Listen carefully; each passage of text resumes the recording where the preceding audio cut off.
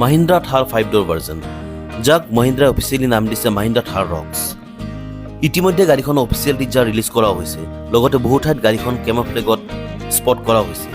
গাড়ীখনৰ অফিচিয়েল টিজাৰটোত গাড়ীখনৰ কিছুমান স্পেচিয়েল ফিচাৰ্ছ হাইলাইট কৰা হৈছে, আৰু সেইসমূহ হৈছে 10.25 ইঞ্চৰ touch screen infotainment system with Android Auto and Apple CarPlay, big panoramic sunroof. এইবাৰ Mahindra Thar আহিব এখন ডাঙৰ পেনোৰামিক ছানৰুফৰ সৈতে। লগতে থাকিব ছফ্ট টাচ ডেশ্ববৰ্ড, হাৰমান কাৰ্ডনৰ স্পীকাৰ লগত আহিব। লগত থাকিব ভেণ্টিলেটেড লেডাৰেড ছিটছ।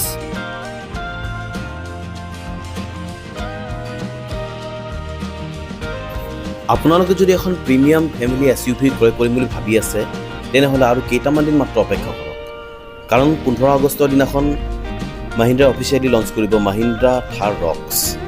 ইয়াৰ এটা complete detail walk around review আমি আপোনালোকৰ বাবে আগবঢ়াম গাড়ীখন লঞ্চ কৰাৰ লগে লগে।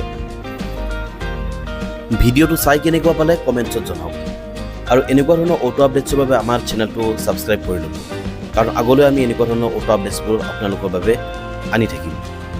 আজিলৈ ইমানতে সামৰিছোঁ, ধন্যবাদ।